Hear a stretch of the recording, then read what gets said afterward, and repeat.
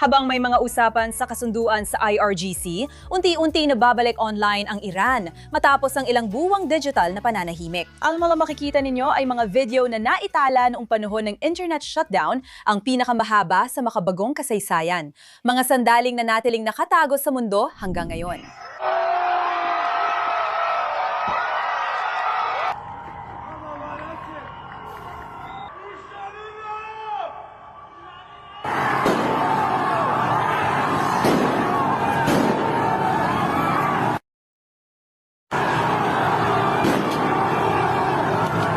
Baby.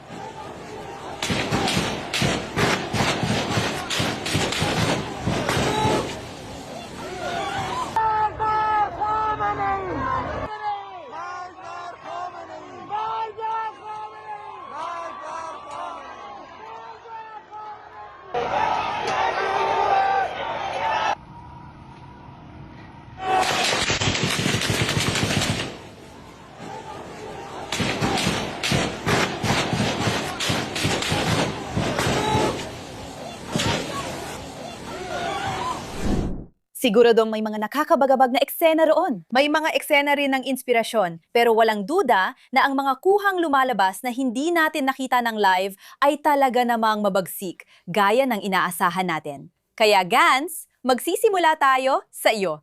Ano ang reaksyon mo sa lahat ng ito? Ang internet, alam mo, kahit papaano, ay inilalantad ang mga eksena nakita natin mula sa mga protesta noong Oktubre, 7, 8 at 9. Oo. Kaya may ilang mga naiisip ako tuwing nakikita ko ang mga ganitong eksena. Dapat nating tandaan na noon pa man, hindi maganda ang sitwasyon ng internet. Kailangan pa nilang bumili ng mahal na VPN.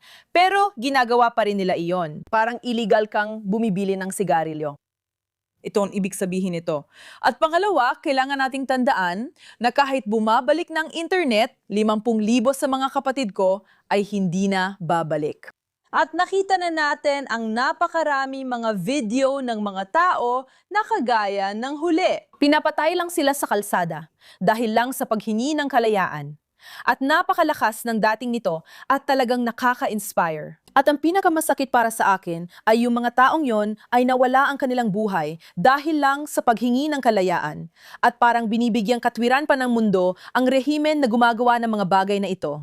At ito rin ang parehong rehimen na dapat nating bantayan dahil unti-unti nilang sinasakop at pinapasok ang mismong lipunan ng ating mga anak sa kanluran at kahit saan. At kapag sumisigaw tayo ng palayain ng Palestina at intifada, ganito ang itsura ng intifada.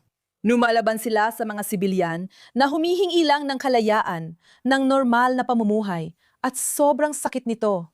Parang nasusunog ang kaluluwa ko. Parang hindi ko kayang panuurin at kailangan ng magising ng mga tao. Nakakasuka talaga ito. Makita ang mga tao na itinatanggi ang pagpatay ng libo-libong Iranians ng rehimen. Yung mga tao na paulit-ulit sinasabi na 3,000 lang ang pinatay, gaya ng sinasabi ng rehimen, parang normal lang. Parang 3,000 lang naman na pinatay namin. Paano naging normal yun? Ang pinaka-nakakainis para sa akin sa nangyayari ngayon ay tama ka. Ang international community ang sumusuporta sa rehimen na gumagawa ng mga krimeng ito. Ilang putok ng baril ang narinig natin? May nagpapaputok ng shotgun sa mga nagpoprotestang sibilyan sa kalsada na walang armas. Nakakagulat ito. Pero paano natin nakakalimutan na may kapalit ang kalayaan? At kapag umabot na sa puntong kailangang sabihin ng mga sibilyan, handa akong isakripisyo ang buhay ko para sa ibang bukas dahil hindi na namin kayang tiisin ito.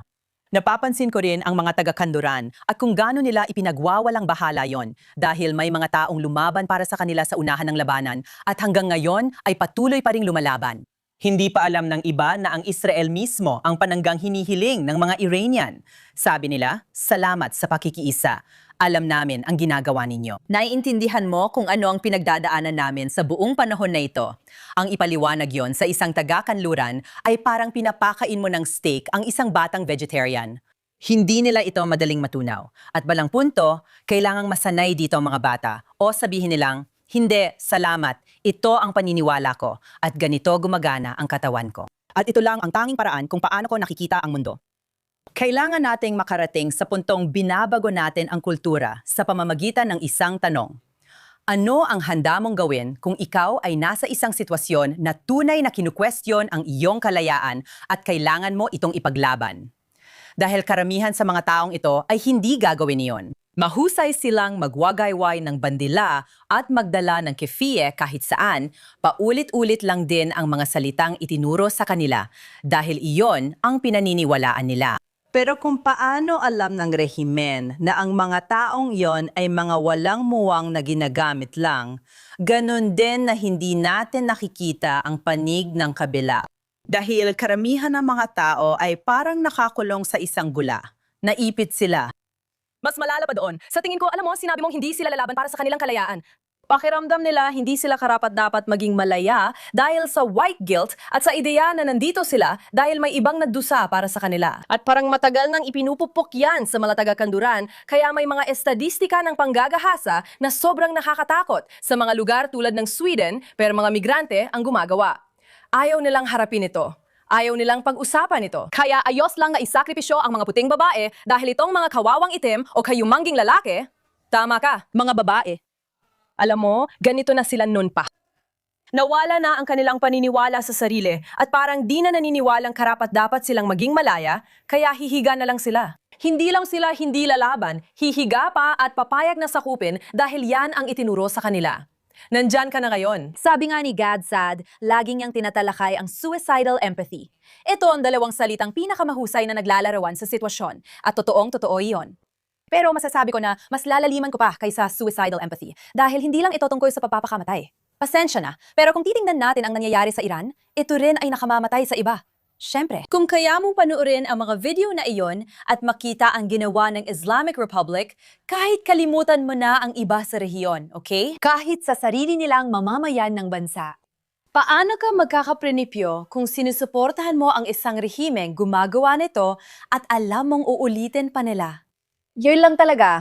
Lalo na kung ang mga organisasyon at grupong nagbibigay tulong ay nagsasabing makatao sila. Bakit hindi ang mga organisasyong iyon ang pinakamalakas ang boses na nagbababala at nagsasabing dito talaga tayo dapat magpokus? Kahit ano pa ang nangyayari sa mga politiko o sa mga kaganapan sa Hormuz, kailangan nating tingnan ang buhay ng tao. Walang nagsasalita tungkol sa bahaging iyon dahil masyado silang ang rehimen, hindi, may iba pang nangyayari. Well, may langis, hindi. Pumapasok ka ba doon? Imbes na tingnan ang susunod na flotila na darating na. Alam mo na kung ano man na may dalang kondom at droga. May mga tao talagang buong tapang na handang isakripisyo ang kanilang buhay. Oo. Para sa ibang kinabukasan. Hindi nila kaya. At ang pribilehiyo ng mga taga-kanduran ay lampas sa aking pangunawa. Hanggang ngayon, 35 taong gulang na ako, matapos manirahan sa US ng mahigit 18 taon, hindi ko pa rin maintindihan. Higit pa ito sa pribilehiyo. Higit pa ito sa pribilehiyo. Gusto nila ng kaguluhan. Tingnan mo, isa akong environmentalist bago pa ito naging, alam mo na, uso at pagkatapos ay hindi na naman uso. Pero kung Greenpeace ang titingnan mo, tingnan mo lang ang Instagram ng Greenpeace. Greenpeace US, UK, USA. Pinag-uusapan nila ang Palestina. Pinag-uusapan nila ang pinsalang pangkalikasan ng digmaan ng Israel. Wala silang sinasabi tungkol sa Iran. Wala tungkol sa iba pa. Bawat issue ay naagaw na ng adikaing Palestino. Bakit? Dahil ang adikaing iyon ay puro kaguluhan lang. Ang layunin ay magdala ng kaguluhan sa kanluran. At iyon ang ipinaglalaban nila. Isa lang itong panangga. Ang mga Palestinian ay panangga para magdulot ng kaguluhan. Kaya hindi lang ito tungkol sa pribilehiyo. Dahil ang pribilehiyo ay nangangahulugang ako ay may pribilehiyo, hindi ko ito nakikita. Gusto nilang pabagsakin ang sarili nilang mga institusyon at bansa dahil, kagaya ng mga komunista, napagpasyahan nilang mali ang mga taong nasa kapangyarihan at kaya mas gusto nila ang kaguluhan kaysa sa pagbuo. Nakakabaliw na hindi maintindihan ng iba na ang mga rehimeng ito, mga organisasyon at mga taong nabubuhay sa ilalim nila. Tatawagin ko silang mga pinuno dahil iyon talaga sila. Sila lang ang nakokontrol sa mga taong nasa ilalim nila. Pinipilit pa nga nila ang mga tao na sumigaw tuwing umaga ng kamatayan sa Amerika, kamatayan sa Britanya, kamatayan sa kanluran. Pasensya na, pero gusto ka nilang patayin at hindi mo ito napapansin. Pumunta ka lang doon kahit minsan. Alam kong gusto mong mapunta sa tamang panig, pero di mo nakikita lahat ng katotohanan. At ito ay talagang nakakainis. Kapag sinasabi nilang kamatayan sa Amerika, hindi yon isang liham ng pag-ibig. Hindi. Ibig kong sabihin, hindi yon biro. Pinipigilan ko lang ang sarili ko. Ganito talaga pakiramdam ko. Walang konteksto. Pagkatapos, parehong tao ang magsasabi, sabi nga ni na Maya Angelou at Oprah Winfrey, kapag ipinakita sa'yo ng isang tao kung sino talaga siya, paniwalaan mo siya. Tapos, live, love, laugh. Sasabihin ng mga tao, hindi talaga yon ang ibig nilang sabihin. At ang parehong mga tao, ganyan lang kabilis. Kung gusto mo, tingnan mo kung gaano kabilis gumagana ang propaganda, lalo na sa mga taga-kanluran. Yung maikling clip ng batang yon, matapos ang putukan at mga sugat, alam mong nasaktan siya. Diyan mismo, nakaupo sa stretcher. Malamang gagamitin niya ng panig ng mga Palestino dahil gagamitin nila ito bilang propaganda. Hindi naman ito ang unang beses na nakita natin yan. O sige, Totoo yan. gusto ko sanang ilipat ng kaunti ang usapan sa negosasyon dahil sa tingin ko, may kaugnayan ito sa nakita natin. Para sa akin, hindi ako pabor sa anumang kasunduan dahil hindi ako naniniwala na tutuparin ito kahit ibigay pa nila lahat na gusto ni Pangulong Trump. Ano na ang susunod? Hindi natin mapagkakatiwalaan ang rehimeng ito. Iyan ang pangunahing issue. At syempre, kahit anong uri ng kasunduan na pinag-uusapan nila ngayon ay hindi tinutugunan ang karamihan sa mga issue. Isa lang ang tinutugunan nito, ang issue ng nuclear. At kahit yon, parang, ewan ko, hindi ako sigurado. Tingnan na lang natin. Sobrang nadismaya ako. sa kay Pangulong at sa kanyang administrasyon, pati na rin sa ilang mga tao sa paligid niya. Dahil sa pagtanggap nila sa mga ideyang ito na, sa totoo lang, ay parang binabastos ang mga mamamayang Iranian. Sawa na talaga ako rito. At magkaroon ng Pangulo na parang siya pa ang nagsimula ng usapang ito sa mga Iranian na huwag kayong tumigil sa pagpuprotesta. Ang linyang darating na ang tulong ay napakalupit, halos hindi mailarawan. At kung magsasabi ka ng mga ganyang bagay pero hindi ka naman kikilos, ewan ko na lang, wala na talaga akong masabi. Wala na talaga akong masabi tungkol dito. Nandidiri ako na wala ito sa agenda. Alam ko rin na ilang araw na ang nakalipas, nagkwento siya tungkol sa pagpatay sa mga nagpoprotesta at nagkomento rin siya minsan. Bakit tayo namamalimos ng tira-tira? 10,000 tao ang pinatay ng sariling gobyerno sa ilang araw lang. Ang presidente ng Estados Unidos, lider ng malayang mundo, walang magawa dahil mahal ang gasolina at hindi masaya ang mega base. Seryoso? Pasensya na, nagmomonologo ako. Pero ayos lang. Kasi Pero Bellamy, ano masasabi mo sa negosasyon? pinalaki ako na hindi kami nakikipagnegosasyon sa mga terorista. Bakit na yon parang lagi nating pinag-uusapan na makikipag-usap tayo? Anong susunod? Parang nakikiusap na lang tayo na makipag-usap sila. Oo, pero parang kung ano-anong mga bansa bigla na lang sumasali. Pagkatapos ng Pakistan, ano ang kasunod? Alam mo, Ano ang susunod? mumiti ka! Parang Pakistan pa ang humiling yan. Parang simula kailan? Bakit pa tayo mag-aalala? Tama. Hindi nga sila marunong maglaro ng cricket. Paulit-ulit ko nang sinasabi yan. Hindi naman mahalaga, pero sa totoo lang, ang isang bansa na hindi rin naman talaga neutral ay hindi karapat-dapat makipag-usap ng ganon. Kung alam kong ayaw sa akin ng isang kapitbahay, pero yung isa ay neutral at pwedeng kausapin tungkol sa maliit naming alitan. Pupunta ako doon sa mas neutral kasi gusto kong mapunta kami sa neutral na lugar. Bakit ako pupunta sa bansa na kalaban nila ang isang panig tapos sasabihin nilang, nag-request kami, sino ka ba? Seryoso. Pagkatapos na nangyari sa Qatar at lahat ng iba pa, parang bukas na bukas ang mga pinto para sa mga taong terorista. Hindi lang mga simpatisador, kundi alam mo, ipinagdiriwang nila ang terorismo at nananawagan sila para riyan. At galit sila sa Israel, galit sila sa mga Hudyo, at galit sila sa kanluran. Pakiusap, gusto namin ng request para magpatuloy ang usapan na ito. Anong usapan? Ito ang gusto namin at kailangang mangyari. Kung hindi mangyari ito, tuloy ang digmaan at walang saysay ang tigil putukan. Isa na lang itong walang kwentang salita ngayon.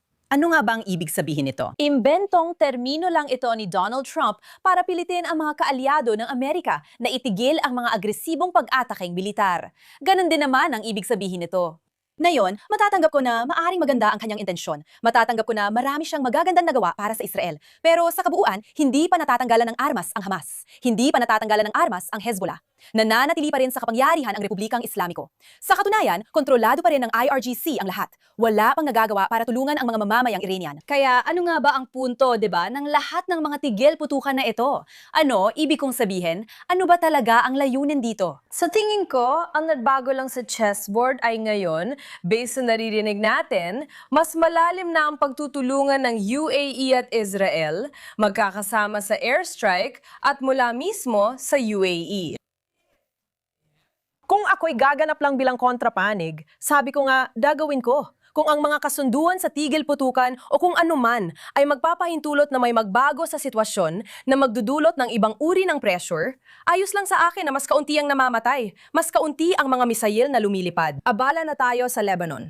Araw-araw, may sundalong namamatay at magulang na naglilibing ng anak. Kaya mula sa pananaw ng isang Israeli, mas mabuti kung wala ng dagdag na namamatay. Gusto ko rin maging malaya ang mga tao sa Iran. Sa tingin ko, oo. At talagang masakit panoorin ang mga larawang ito. Naalala ko ang Oktubre 7 at Holocaust. Sobrang hirap panoorin. At alam mo, ang digmaan sa impormasyon ay nilalabanan sa pamamagitan ng mga larawan. Kaya naman pinatay ng rehimen ang internet. Walang dapat ipagtaka sa ginawa yon. Ang Gaza ay may simpatya dahil sa mga larawan nila.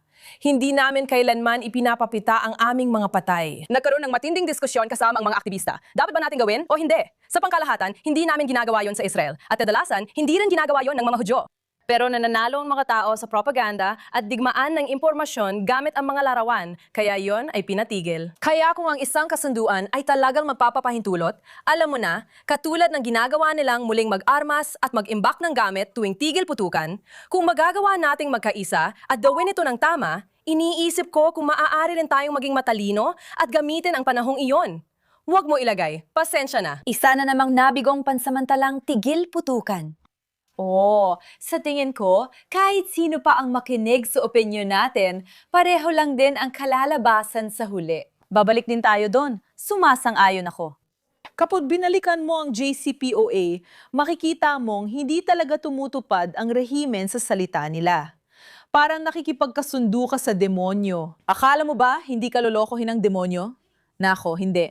Magkakaroon lang sila ng kaunting oras. Tapos, gagawa na naman sila ng panibago. Magsasadawa sila ng bagong atake. Magtatayo ng organisasyon at susuportahan pa rin ang Hezbollah. Bakit mo sa tingin sinusubukan nilang magkaroon ng tigil putukan sa pagitan ng IDF at Hezbollah? Dahil dito, gusto nilang magpatuloy.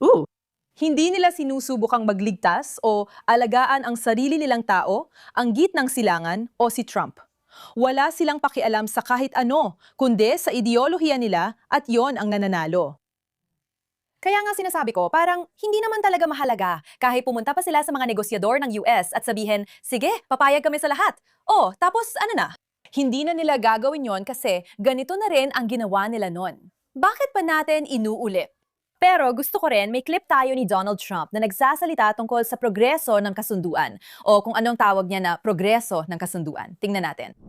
Para sa'yo, ano ang magandang kasunduan? Walang kasunduang sapat na maganda dahil ibabalita ito ng media. Gumagawa tayo ng magandang kasunduan, pero kung hindi, babalik na lang tayo at tatapusin ito gamit ang militar. Pero mas bibilis ito. Mas mabuti siguro ito sa makataong pananaw. May maganda ring aspeto dito. Alam mo, makakaligtas ng maraming buhay. Kahit kabilang panigman sila o hindi, marami ka pa rin may liligtas na buhay. Malapit na tayong magkasundo. Kung maganda ang labas, okay. Kung hindi, doon na tayo sa tinatawag nating kagawaran ng digmaan, gaya na tawag natin. Mas gusto ko ng kasunduan para agad mabuksan ang kipot matapos pumirma. Ang tanging garantiya na kailangan kong makuha ay na walang magiging mga sandatang nuclear. Pumayag na sila doon. At napaka-interesante nun. Sinabi nila na hindi sila gagawa ng sandatang nuclear. Sabi ko, paano kung bibili kayo nito? Ngayon, malinaw na hindi kami gagawa o bibili ng sandatang militar na malaking pagbabago. Ang yabang-yabang niya sa sarili niya. Nahuli ko sila kasi sinabi rin nilang hindi sila bibili. Parang, ano? At itong buong usapan tungkol sa pagpapalabas ng pera para sa kanila rin. Sinabi ng White House na hindi ito galing sa US, kundi pera nila na hawak ng iba. Naggalit ang mga tao dahil dito. Sabi ng White House, hindi rin namin gagawin yon. Qatar ang magpapautang ng pera sa kanila. Kung magiging maayos sila, saka namin ilalabas ang pera. Pasensya na. Pinag-uusapan natin dito ay doble ng perang dati na ibinigay sa Republikang Islamiko. Ano ang ginawa nila? Tama, Oktubre 7. Hindi pa kasama rito ang ibang digmaan sa gitnang silangan na sila rin ang nagpasimula. Kaya ang ideya na walang material na pinsala o mawawalang buhay ang pagbibigay ng pera sa rehimeng ito ay kabaliwan. Ibig ko sabihin kahit marinig mo siyang magsabi na parang mas kaunti ang buhay na mawawala. Para kanino? Mas kaunting opisyal ng IRGC siguro, hindi ang mamamayang Iranian. Sa huli, walang makikinabang sa gitnang silangan. Sana gawin na niya, pero hindi ko basta-basta sinasabi yan. Tulad ng nabanggit ko, gaya ng sinabi ko nung nakaraan, ito ang magiging pamana niya. Ikaw, matagal mo na itong gusto. Ipinang-aral mo pa nga ito. Nilabanan mo na ang sarili mong taga-suporta nung pumasok siya sa digmaang ito. Tapusin mo na lang ang trabaho. At sa totoo lang, hindi ko na kayang magpaligoy-ligoy pa na parang, oo, naiintindihan ko. Wala tayong sapat na impormasyon tungkol sa nangyayari pagdating sa Intel at kung ano-ano pa. Pero sa isang punto, sir, kailangan ko lang talaga ng resulta. Hindi kung paano ko maaalala dahil sa kung paano mo pinapalugod ang base at ang mga taong laban sa base at pati na rin ang mga taong wala naman sa political spectrum na ito mula sa US. Kaya gawin mo na lang ang kailangan mong gawin dahil mapupuutan ka pa rin kahit ano pa ang mangyari. Unang patakaran mula sa Israel o bilang isang Hudyo. Mapapahama ka kung gagawin mo, mapapahama ka rin kung hindi mo gagawin. Kaya gawin mo na lang ang kailangan mong gawin. Oh, Gan, anong sabi ng mga Iranian na nakausap mo? Lahat na nakausap ko, galit na galit. Kwentuhan mo ako tungkol dyan. Oo. Kaya iniisip ng mga Iranian at ng iba pa na may koneksyon ako sa Mossad at gobyerno. Pero bro, mali ang pagkakaintindi mo. Isa lang akong aktres na nagtatrabaho. Pero totoo, gusto talaga nilang patuloy tayong magsalita. Kasi alam nila na kung sila ang magsasalita ng higit pa sa ginagawa nila ngayon, maaari silang mapatay. Maaari silang hatulan ng kamatayan. At kahit hindi ka man hatulan ng kamatayan, kapag nasa mga kulungan ka na ito, namamatay ka na lang doon. Kung isa kang babae, mas mabuti pang mamatay kaysa sa mga pinagdadaanan mo doon. Kaya napakaraming galit, napakaraming pagkadismaya, at may kaunting mga alingaw-ngaw ng pag-asa. Pakiramdam ko, malamang hindi papayag si Trump sa kasunduan at wala silang gagawin kahit ano kasama siya. Naniniwala sila na sina Trump, Netanyahu at iba pa ay parang negosyante, kaya alam nila ang ginagawa nila. Sana nga. Pero para sa akin, masyadong optimistic yon. At kilala akong optimistic. Sige. Pero ako, talagang umaasa lang ako na makakamtan ng mga Iranian ang kalayang nararapat para sa kanila. Dahil sumisigaw sila para sa kalayaan at para makabalik si Pahlavi. Pero walang gaanong sineseryoso ang kanilang leader gaya ng gusto nila. At ako naman, parang, sino ba ang pinakikinggan ninyo? Nakakabaliw talaga. Pero alam mo, kaya ako sinimula ng usapan kay Trump dahil iyon ang kinababahala ko. Para sa akin, Iran ang pinakamatinding issue. Pero sa lahat ng rehiyong ito, yung estilo ng kanluran, sige, hindi na natin babanggitin si Trump. Ngunit itinulak ng kanluran ng Israel sa ganitong posisyon ng pagsang-ayon sa mga tigil-putukan, kung matatawag pang ganoon ang mga iyon. At ang paglilimita ay, alam mo na, parang pinuputol ang mga paa ng Israel habang ibinibigay naman ang mismong kaligtasan, literal na kaligtasan sa mga teroristang organisasyon. Hindi ko maintindihan kung bakit ito nakikita ng iba bilang isang matatag na pulisya. Napakahina nito. Ibig kong sabihin, isa itong pangumutya. Nag-press con si Donald Trump matapos ang tigil-putukan sa Gaza at sinabing nalutas niya ang libu-libong taong alitan. Pero hindi pa ibinababa ng Hamas ang kanilang mga armas. Diretsahan nilang tinanggihan ang iyong panukalang tigil-putukan na pilit mong ipinapatanggap sa kanila. Tapos pupunta ka sa media at sasabihin mong nagsisinungaling ang media kapag itinuro nila yon. Ngayon, ako ang unang aamin na talagang merong Trump derangement syndrome. Totoong-totoo yon at laganap yon sa media. Pero kung pinupuna ka ng tao dahil mali ka at hindi mo nagawa ang mga sinasabi mo, tapos may namamatay pa dahil dito, may malaking problema talaga. Gusto ko ng dumiretso sa mga walang hiya at bayani dahil alam kong marami tayong kwento ngayon. Mukhang hindi nauubos sa mga ganitong tao. Shoshana, ikaw ang mauuna. Alam kong may espesyal kang ibabahagi ngayon. Kinakatawan ko rin si Flor na wala ngayon. Ang aking scumbag of the week ay hindi nakakagulat, si Ma'am Dani, ang alkalde ng lungsod ng New York. Ito ang unang beses sa kasaysayan ng Israel Day Parade na hindi nagmartsa o dumalo ang alkalde ng New York City. At alam mo, gusto kong sabihin ang isang bagay. Pwede kang magkaroon ng sarili mong opinyon sa politika at pwede kang magkaroon ng sarili mong paninindigan sa mga bagay bilang isang individual. Pero kapag isa kang pampublikong personalidad at ikaw ay dapat na maging alkalde ng lahat, napakatinding kapal ng mukha ang hindi magpakita sa Israel Day Parade. Maaring magkaroon ka ng issue sa pulisiya ng Israel. Pwede mong sabihin, hindi ako sang-ayon sa ginagawa nila. Pero ang hindi man pakita, sa totoo lang, marami akong gustong bitawang mga ekspresyong taga New York na yon. Ang New York ay kamanghamanghang lungsod. At lumaki ako sa New Jersey, parang likod bahay ko na yon. Ako nga. Nakausap ko ang mga tao sa New York kahapon. Wasak na wasak sila at dumadaan sa mga checkpoint. May mga helicopter na umaaligid sa ibabaw ng parada na hindi pa nangyayari dati. Marami na akong nadaluhang parada sa New York. Masaya! At lahat ng Italyano, pati ibang tao, ay lumalabas at nagsasaya. Lahat ay nagdiriwang ng kultura ng iba at ng, alam mo na, damdamin ng pagmamalaki ng iba. Ngayong taon, mas maigpit ang seguridad, kaya naramdaman ng mga Hudyo na ito na ang katapusan ng kanilang kaluwalhatian at pakiramdam ng kaligtasan at saya sa New York. Ipapasa ko muna kay Fleur dahil siya mismo ang nandoon.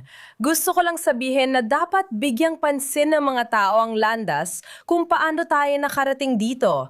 Malaking hakbang ito. Tingnan natin ang masasabi ni Fleur. Narito tayo sa Marchland, sa parada ng Israel, umuulan sa New York. At napakaraming dumalo, nandoon ang gobernador at lahat ng mga matataas na politiko. Maliban kay Mandani, Sino ba talaga ang may kailangan sa kanya? Ano pang masasabi ko? Alam mo Marge, sino ang pinakawalang hiya ngayong linggo? Maganda yan. Sino ang pinakawalang hiya sa linggong ito? Diyos ko, ilan ba sila? Siyempre, si Mama Dani, si Donnie na naka-New York, at isang Italianong walang hiyang mayor. Itong chief party mayor na palagi ninyong pinag-uusapan sa napakaganda mong palabas. wala siya sa parada at di natin siya kailangan. Sino ba ang may pake? At may isa lang akong simpleng tanong. Sino ang pinakawalang hiya ng linggo? Mark? Napakasimple niyan. Sige, gusto mo isang salita lang? Pare, tanga, Pinahirap talaga ng tao to ang lahat. Wow, hindi ko alam. Ang hirap makipagkompetensya sa mga walang hiya pagkatapos nun. Sa tingin ko, ang galing. Oh, alam mo, Kayo, parang nararamdaman nyo na kailangan nating magsama-sama. kasama ang iba. Pwede ba tayong dumiretso sa mga bayani? Oo, ikaw talaga nagwage dyan. At sinong pinili mong walang hiya? Ang pinili kong walang hiya ay ang pinakadakilang organisasyon sa mundo na tinatawag na United Nations. Napakabanal. Oh, tingnan natin anong sinabi nila ngayong linggo. Sa isang bagong estado, nakalista ang mga aktor. Una, ang mga armadong puwersa at seguridad ng Israel, partikular ang Israel Defense Forces, Israel Prison Service, kabilang ang Keter Special Forces, at ang Police Counterterrorism Unit, Yamam. Nakalista batay sa mapagkakatiwalaang impormasyon na nagpapakita ng patuloy na pattern ng panggagahasa at ibang sexual na karahasan na may pagtaas ng napatunayang kaso ngayong taon. Hindi responsibilidad ng aking opisina na magsagawa ng anumang beripikasyon. Nabigyan ka ba ng access sa mga ebidensyang binanggit sa ulat na ito? Wala akong access. Ang ibig kong sabihin, ang impormasyon ay nabeberipika gamit ang isang napakatibay na pamamaraan ng beripikasyon at dokumentasyon. Isa lang akong tagatanggap. Kinokolekta ko ang impormasyong iyon at ipinapasa ko ito sa kalihim general. Tama. Nais ko lang malaman kung nakita mo ito mismo sa iyong sariling mga mata. Hindi, dahil hindi yon ang ating trabaho. Kahit noong may pakikipag-ugnayan sa permanenteng misyon, nilinaw kong hindi ako bibisita sa mga detention facility kahit inialok nila. May problema ako kapag may mga hindi pagkakatugma. Lalo na kapag may tumutulig sa sayo dahil sa isang maliit na bagay. Kung nagawa mo at nasabi mo na ang lahat ng ito hindi lang basta sa estadistika, kundi alam mo na riyan ang mga numero at totoo ito. Sinasabi nating nangyayari ito dahil sa Israel at mga Hudyo, pero higit sa lahat, gawa ito ng Israel. Ang tanong ay, nagawa mo na ba hindi lang basta tiningnan, kundi nasuri kung habang nagbabasa ako at sinasabi ko, sige, naniniwala ako dito at doon. Kung tatanungin kita tungkol dito na wala yon, masasagot mo ba ako ng direkta? Trabaho mo yan, dumadaan yan sa opisina mo. Kaya paano mo nagagawang sabihin na, hindi naman talaga trabaho ko yan? Dahil binigay yan sa departamente mo, hindi ba tungkulin niyo pa ring suriin yon? Isa kang mamamahayag. Kung may masabi kang mali at hindi ito na fact-check, paano mo pananagutan yon? Oo, kasalanan ko talaga yon. Dapat akong humingi ng paumanhin. Pero hindi. Hindi ro pananagutan ng United Nations yon. Kung mapunta man sa kanila, baka sabihin nila sa huli. Napansin ko na baka nagkamali kami sa isang bagay.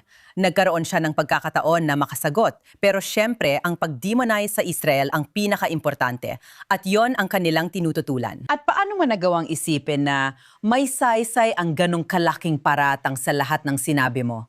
Tapos hindi pa kayo nagpapadala ng tulong sa Gaza. Maraming iba't ibang paglabag ang nangyari.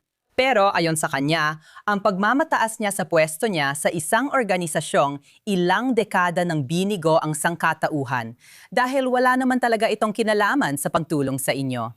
Subukan mong tanungin ang batang may kwashiorkor sa Africa at langaw na, siya nga pala, hindi naman binayarang artista kung saan napunta ang perang na donate ng ilang dekada. Nasa mga kampo pa rin at pinapatay ang mga batang iyon. Pinaghihiwalay pa rin ang mga pamilya. Pag-usapan natin ang Boko Haram. Marami pa. Iba't ibang ginawa nila.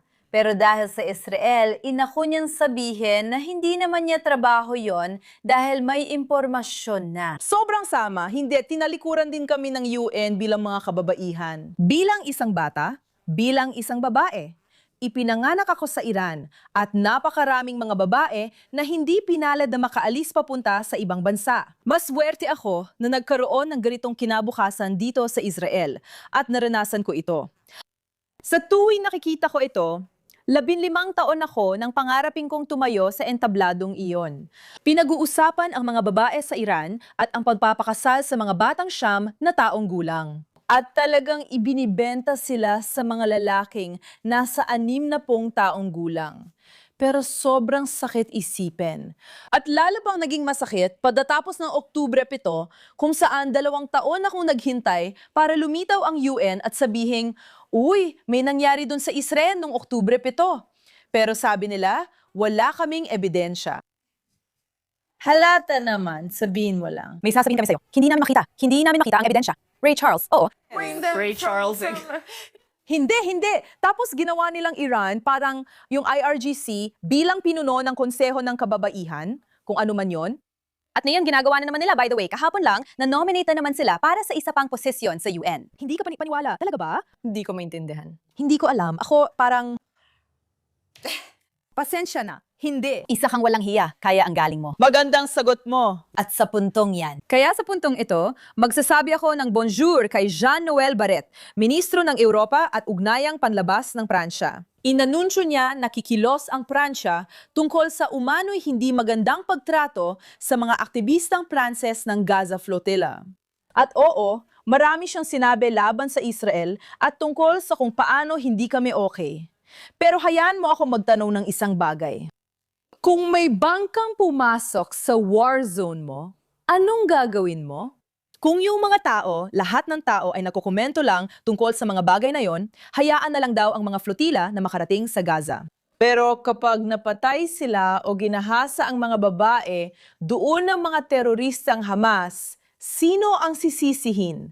Israel na naman?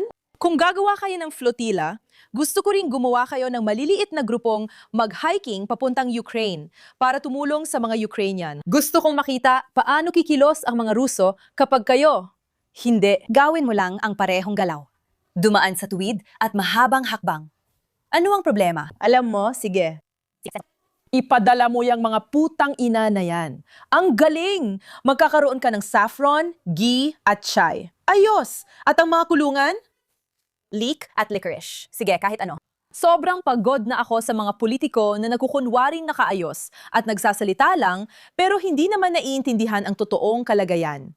At talagang naaawa ako sa'yo, Gino. Yun lang, ako kasi Parang napaka-pranses nun. Magdadalawamput-lima na ako sa susunod na buwan at pakiramdam ko parang 52 na ako.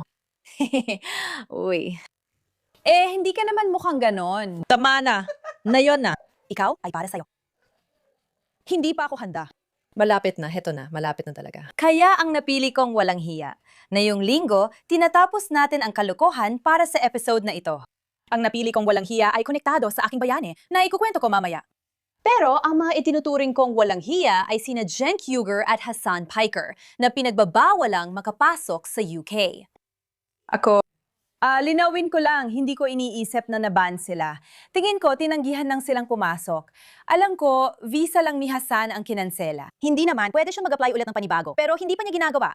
Habang nasa tragedy tour, nagrereklamo sila na pinilit daw ng gobyerno ng Israel ang UK na tanggihan ang kanilang pagpasok dahil galing sila sa Israel. Una, kahit ano pa man ang ibig sabihin nun, hindi ako sigurado. Pero hayaan mong isa-isahin ko lang ang ilang bagay na ginawa ni Hasan Piker. Kung may nag-aakalang ito ng malayang pananalita, si Hasan Piker ay hayagang nanawagan ng pagpasa lang sa presidente ng US. Ito ay isang tao na nagsabing nararapat sa mga Amerikano ang 9/11. Ito ay isang tao na tahasan at paulit-ulit na nanawagan ng karahasang politikal. Pinaboran pa niya ang pumatay sa CEO ng United Healthcare. Pinuri niya ang pangyayaring ito, binigyang katwiran niya ito at sinabi na ito ay resulta ng panlipunang pagpatay ng mga mayayaman sa Amerika. Lahat ng tungkol sa kanyang ideolohiya ay radikal, jihadista, komunista at pabor sa karahasan. Nakatanggap na rin siya ng sapina mula sa Department of Justice dahil sa posibleng paglabag sa mga sanksyon. Dahil sa relasyon at pagbisita niya sa Cuba, isa siyang ganap na walang hiya at nakakadiring tao na hindi dapat payagang mapunta kahit saan. Dapat talaga siyang makulong at si Cenk ay actually tiyuhin niya. Nakakatuwang malaman, sigurado akong magkamag-anak sila. Si Cenk ay isang galit at pawising gago na iniisip na ang pagsigaw sa mga tao sa internet ay isang totoong argumento. Lahat ng ideolohiya niya ay bumabalik sa kung paano inuusig ang mga Muslim, syempre hindi ang mga Arabo dahil siya mismo ay hindi Arabo. At sa totoo lang, wala naman talaga siyang koneksyon sa sigalot o isyung ito. Pero inangkin niya ito dahil Muslim siya, kaya lahat ay may kinalaman sa mga Muslim. Dinidiscriminate daw siya dahil Muslim siya. Ang Israel ay kumikilo sa Gaza at Lebanon dahil sa mga Muslim, puro Muslim daw. Pero hindi ito tungkol sa pagiging Muslim. Walang may pakialam na Muslim ka, Cenk. 20% ng mga mamamayan ng Israel ay Muslim na may buong karapatan bilang mamamayan at pantay ang karapatan. Isa ka lang talagang mayabang na walang gustong makinig na hindi makagawa ng matinong argumento. Ngayon na naipaliwanag ko na kung sino talaga ang mga taong ito. At ang katotohanang hindi sila pinayagang makapasok, gusto kong bigyang diin ang dahilan kung bakit hindi sila pinayagang makapasok ay hindi dahil sa Israel o may kinalaman sa Israel. Ang mga dahilan na alam natin sa ngayon at kakalabas lang ng balita kaya wala pa akong lahat ng detalye ay dahil sa mga komento na ginawa ni Cenk na nagpapaliit o nagde-deny. Hindi ako sigurado kung alin doon. Ang mga grupong nang-aakit at nagsasamantala sa mga menor de edad sa UK na talaga namang kakilakilabot. Mga kasong napakasama tungkol sa mga batang babae, alam mo, mula edad 10 hanggang 17. Na pinagtulungang gahasain ng mga grupong Pakistani na jihadist. Minsan, nilagyan ng droga at dinukot ang mga batang babae, dinala sa iba't ibang bahay at ibinubugaw sa iba pang lalaki. Nakakadiri ang mga eksenang puno ng pagpapahirap at panggagahasa. Nakakagulat marinig na minamaliit ito, lalo na't sinasabing Muslim daw ang tunay na biktima sa ganitong sitwasyon. Sandali, nag-aalala ako para sa maraming Muslim sa Britanya. Sige, baka paniwalaan kita kung yan talaga iniintindi mo. Pero, teka, sinasabi rin nila yan tungkol sa Amerika na halos walang Muslim doon. Doon mo makikita. Propaganda lang yan, hindi naman konektado sa totoong pangyayari, kundi sa mga balita lang tuwing may masamang issue tungkol sa Israel. Maraming umaatake sa mga Muslim sa UK, US at iba pang lugar na parang sila ang problema kahit halos wala silang kapangyarihan sa kanluran. Malinaw na may halos walang hanggang kapangyarihan ang mga sumusuporta sa Israel. Iyan ang totoong dahilan kung bakit siya pinagbawalang makapasok na nagdadala sa atin sa ating mga bayani ng linggo. Nakakatawa kasi tinawag ko na siyang masama noon at totoo naman. Pero dahil sa ginawa niya ngayon, naging bayani ko siya ngayong linggo. Si Shabana Mahmoud, na kilala bilang isang aktivistang laban sa Israel, ay naging bahagi ng Free Palestine Movement. Sumali siya sa mga protestang may mga sigaw ng intifada at tumangging kondenahin ito. Minsan, hindi siya mabuting tao. Tama siya sa desisyong ito. Siguradong naka-experience siya ng matinding pressure mula sa iba sa gobyerno, pero ginawa pa rin niya. Siya mismo ang nagdesisyon bilang ministro na bawiin ang mga visa at tanggihan ang pagpasok nila. Dahil dito, nakuha niya ang napakapansamantalang titulong bayani ng linggo. Nakakaalib panurin ang buong gulo, lalo na ang hysteria sa social media tungkol sa umano'y pag-uusig at pagpapatahimik sa kanila. Natutuwa ako tuwing may nagsasabing nilalabag ang karapatan nila sa malayang pananalita. Nasa X sila na may daan-daang libong followers, yung post may halos kalahating milyong views at kumikita pa sila. Nakakatawa kung paano laging ganon ang nangyayari. Kasi bigla na lang siyang naging biktima. Alam mo yon, ito na ba? Dito na ba tayo umabot na? Nabubuhay na tayo sa mundo na hindi mo na pwedeng sabihin ang nararamdaman mo at iniisip mo. Sir, nireplyan ko siya sa tweet at sabi ko masaya akong kinuha mo na ang workout class na FAFOS.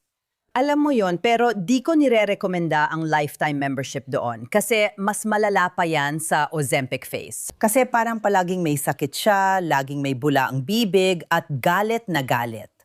Palagi ko ring naalala yung nangyari sa Turkey. Yung isang ministro nagsalita ng masama laban sa Israel. Pagkatapos, bigla siyang bumagsak at namatay makalipas ng 3 araw. Sabi ko, mag-ingat ka lang, baka mamaya masyado kang magbula isang araw at yun na ang mangyari. Pero para sa akin, maganda at nakakatawa, parang poetic justice lang, na hindi ito nanggaling sa kahit sino na malapit sa panig natin. Galing ito sa isang kaaway ng Israel at kaaway ng mga Hudyo na siyang gumawa nun sa'yo. Kailangan mo ng mas mabuting kaibigan. At ang buong ideya tungkol sa malayang pananalita ay katawa-tawa rin. Dahil syempre, wala naman sa kanila ang dokumento tungkol sa katotohanan sa tingin ko ay 12 o 13 iba't ibang tagapagsalita. Para doon, alam mo na. Hindi rin pinapasok sa UK ang mga kalahok sa right-wing rally. Hindi na ito bago para sa kanila. Kaya ang ideya na nadidiscriminate sila dahil sa Israel ay talagang OA. Oh, sila ang mga kupal at bayani ko ngayong linggo. Ikaw naman, Conan, sino ang bayani mo? Ang bayani ko? Makinig ka, masyado akong na-excite. Alam mo yon, parang sobra, parang dahil sa blue moon at lahat, talagang naaapektuhan ako. Sagittarius rising ako, kaya makinig ka, magpapaka-chill na lang ako dito. Si Camille Fayaz ang bayani ko. Minsan, hindi na kailangan ng maraming salita. Ipapaliwanag ko, panuurin mo ito. May mahalaga akong mensahe para sa komunidad ng mga Hudyo sa UK at sa Birmingham. Kung may nananakot man sa inyo para wag itaas ang bandilang ito, kung may nananakot man sa inyo dahil Hudyo kayo. Panurin nyo lang ang sumusunod na video kung paano sumusuporta ang mga Iranian dito sa mga kalsada ng Birmingham sa mamamayan ng Israel. Panurin natin ang video. Puro Israel na lang iniisip mo, doon na lang umiikot buhay mo. Mula sa mga pasulong, mula sa radikal na Islam at Hamas, mula ilog hanggang dagat, magiging malaya ang Israel. Hindi umalis ka. Mayroong 200,000 na Muslim sa Jerusalem. Samantala, may mga ilusyonadong radikal na Islamista sa UK na nagsasabing may genocide. Hayaan mong ipaliwanag ko ang genocide na sinasabi mo. Kapag nagsisimula ng digmaan ang Palestine na di nila kayang tapusin, nauuwi ito sa genocide. Naiyak ako habang pinapanood ito dahil may mga panahon na natatakot akong sabihin na galing ako sa Israel. O magsalita ng Hebrew sa taxi. Noong nakatira ako sa Madrid o nagpunta sa UK o Paris. At sa simpleng makita ito at makita kung paano ang mga tao doon at kung paano sila nagpapakita ng suporta para sa mga Israeli. At si Camille Fadel ay isang aktivista at isang komentarista. At talagang matindi ang kanyang paglaban sa mga ekstremistang Islamista. At napakadandalang makita na linggo-linggo ay nandoon siya. Nakatayo, taas ang watawat ng Israel.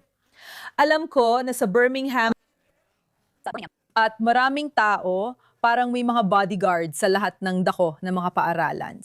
Kahit na pumunta ka sa grocery store, tulad ng kosher grocery store, may security sa lahat ng dako.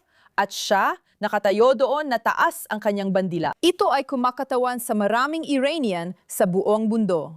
Nung natatakot pa kaming magsalita man lang ng Hebrew at sabihin man lang na galing kami sa Israel, lumabas sila na dala ang mga bandilang Israeli at sinuportahan nila kami. Pagkatapos ng ikapito ng Oktubre, gusto naming makauwi ang mga bihag. Nakita namin silang may orange na lobo at dala ang mga bandilang iyon. At kailangan ko sabihin, literal akong kinilabutan, bro. Salamat talaga, kuya. Wow, ang galing naman nun. Ang saya makita nun. Sumasang-ayon ako, nakakataba talaga ng puso. Kakaunti lang ang handang magsalita at magtanong, ano problema mo? Bakit parang lahat ay tanga? Nakakataba talaga ng puso. At masasabi ko na hindi ko kailanman ginustong maging lalaki.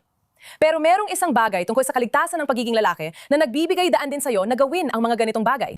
Hindi ko sa tingin magagawa yon sa kalsada nang alam kong ligtas ako dahil maliit ako at hindi ako gaanong sanay sa kahit anong martial art. Kapag nakakakita ako ng lalaking malakas at kumpiyansa na kayang lumaban sa isa o dalawang lalaki, magtatago talaga ako sa likod niya. Pupunta sa Oxford sa loob ng ilang linggo. Oo, lahat magandang ideya yan. Ang tanga-tanga niya. Dapat sumama ka. Melanie, sino ang bayani mo ngayong linggo? Ang bayani ko ngayong linggo ay si Spencer Pratt sa bisperas ng halalan ng alkalde sa Los Angeles. Pero pati na rin sa lahat ng napag-usapan natin tungkol kay Ma'am Dani. Sa tingin ko, ang nakita ko sa taong ito ay ang gusto kong batiin siya para dito. Walang espesipikong video, lahat ng mga video ito. Hindi, alam ko, meron... Marami kasi, hindi lang ito isang particular na bagay o clip na tumatatap. Para sa akin, para masabi kong iyon na yon. Ganito siya katatag mula pa noon nang sabihin niyang, tatakbo akong mayor. At seryoso niya itong tinutuloy bilang galing sa industriya ng aliwan. Nanawalan ng bahay dahil sa sunog sa Palisades, pero talagang nauunawaan niya ang mga taong naroon mismo. Hindi siya takot magsabing hindi ito issue ng pabahay. Ito ay mga taong bangag sa droga na imbis na ganoon, pwede naman silang magbagong buhay tulad ng pagpunta sa homeless shelter at iba pa. May mga suportang available naman doon pero pinipili lang talaga nila na ito ang gagawin nila. At sa mga leader na nandun na, kung gusto mong tawagin silang mga leader, ibig kong sabihin, Karen, pasensya ka na girl, yan talaga ang pangalan niya. Pero hindi talaga yan ang pangalan niya. At napakasama niya. Napanood ko ang isang clip niya na isang trans woman na parang payaso sa sirko, maitim ang balat at dilaw ang buhok, na nagsasabing, "Oo mama, ikaw ang bida." Ganyan ang nangyayari kapag naririnig mong mahalaga ang buhay ng mga trans. Bigla, natakot ang mga tao dahil sa propaganda at identity politics. Kaya nasabi nilang, aba, nagmamalasakit siya sa atin. Nasaan siya nung nasusunog mga bahay ninyo? Nasa Africa lang siya at nagpapahinga. Ano ba talaga nagawa niya? Ang gusto ko sa kanya ay parang nakakakonekta ka sa kanya bilang tao na hindi siya isang politiko. At sinasabi ng mga tao sa Hollywood, si Hannah Ainban, bakit ko naman iboboto ang isang tao na galing sa entertainment at sa industriyang ito? Bakit na ba? Una sa lahat, galit ka sa sarili mo. Kaya huwag mo na akong simulan dyan. Pero marami sa Hollywood ang tumutol sa kanya. Pati mga taong di mo akalaing magsasabing tapos na kami. Sobra na, tama na. Tama na. Oo, ang ibig kong sabihin, ang LA ay tuluyan ng nasakop ng mga radikal na kaliwa. Hindi lang basta kaliwa. Sige. Radikal na kaliwa na sa loob ng maraming taon. Ang ibig kong sabihin, si Gavin Newsom ay isang malaking biro. Sinira na nila ang estadong yon. At taga-LA ako. Nakakainis ito para sa akin dahil napakaganda ng estadong yon, maraming iniaalok, iba't iba, at maraming magagandang bagay. Sinira nila ang estadong ito mula taas hanggang baba. Hindi ko inakala ang ginawa nila. Pagkalipas ng 5 taon, bumalik ako sa LA para bumisita. At pagbalik ko, hindi ko na ito nakilala. Parang apokalipsis ng mga taong walang tirahan. Lahat ito ay dahil sa maling pamamalakad ng gobyerno. Hindi nila alam balansehin ng budget o magbigay ng serbisyong pinababayaran ng buwis. Hindi ka panipaniwala ang nangyayari at si Karen Bass ay katawa-tawa. Hindi ko maintindihan kung paano mo magagawang maging demokratiko at iboto si Karen Bass. Parang wala na talagang utak ang bumoto sa kanya. Para sa napakaraming tao, lalo na yung mga nasa elite na mundo, pabor sa kanila kasi hindi sila naaapektuhan ng kahit ano doon. Hindi naman talaga sila apektado. Nasa Amerika ako kamakailan lang. Sa totoo lang, ilang linggo lang ang nakalipas. Nasa Los Angeles ako. Pag alis mo ng Beverly Hills, parang lumalabas ka na rin sa ibang mundo. Maliban na lang kung nasa sarili kang mundo at nagmamaneho ka sa paligid ng LA, parang puro adik at parang bayan ng mga zombie doon. Nakakatakot talaga. Nakakatakot na, kahit gusto ng lahat ng bukas na hangganan at sanctuary city, mas pinipili pa nilang gawin ito sa mga mamamayan at pabayaan sila. Pero binubuksan ng mga hotel, ginagamit ang mga psychiatric ward bilang tirahan para sa mga illegal na imigrante na mas nadudulot pa ng problema at mas pabigat pa sa sarili mong lungsod at sa sarili mong mga tao kaysa doon. Kaya lubos kong sinusuportahan si Spencer Pratt at gusto ko na anuman ang paninindigan niya, hindi siya politiko, hindi siya kung ano paman. Sana mapanagot ka ng mga tao kung ikaw ang maging alkalde. Good luck, Spencer. Salamat, salamat, salamat. Wow. Sige, sana. Sino ang bayani mo? Panghuli pero hindi pahuhuli. Ang bayani ko ay talagang magandang pantapat sa pagiging mommy at Donnie ng buong episode na ito. At iyon ay si Jessica Tish. Ang tanong ay, kampante ka bang hindi dumalo sa parada? Sabi niya, sige, panurin mo ang sinabi niya. Komisyonero ng pulisya, may agam-agam ka ba sa hindi pagdalo ng alkalde para sa may sakit, pulis at estudyante? Desisyon ng alkalde na hindi magmartsa at desisyon ko namang magmartsa ng buong pagmamalaki. Ano pa bang masasabi mo? Ginagawa ba natin ito nung high school? Binara ka niya kasi mukha kang tanga. Siya ang komisyoner ng pulisya. Desisyon niyang hindi magmartsa at desisyon kong naroon ang buong pagmamalaki. Yun na yun. Yun lang ang kailangan mong sabihin dahil yun ang ibig sabihin ng pagmamalaki sa kung sino ka. Yun ang ibig sabihin ng pagmamalaki sa iyong lungsod. Ang ibig sabihin nito ay tumayo sa tabi ng mga tao at sabihing, oo, nakikibahagi ako sa inyo. Nakikiisa ako sa inyo kahit hindi ako salayon sa lahat ng bagay. Yun ang ibig sabihin ng pagiging taga New York, tanga ka. Pasensya na, tungkol ito sa bayani. Jessica, salamat sa pagiging bayani ko at sa pagsasabi ng nais naming iparating kay Nanay Donnie. Ang ganda ng pagkakasabi mo, ginang ko. Sa tingin ko, ipinakita niya ang pagiging elegante at parang nag-mic drop ng ganito. Mas magaling siya sa akin, di ko mamarinig. Parang siya, tapos na. Buong pagmamalaki. Oo, nakita ko yun, sabi ko, ang aking bayani. Salamat, siya ay talagang isang bayani. Talagang bayani siya na yung linggo. At si Donnie naman, siguradong isang walang hiya para sa ating lahat. Aba, talagang nasa mga lungsod tayo ngayon. Mayroon tayong Los Angeles, New York, Iran. Sana, magiging maayos ang lahat ng iyon. Ooh, wow! O siya, dito na muna nagtatapos ang linggong ito sa Quads. Babalik kami next week sa JNS TV para sa mga bagong kaganapan. Inasahan namin gaganda ang sitwasyon para sa Los Angeles, Birmingham, Iran, New York at iba pa. Lahat ng nabanggit.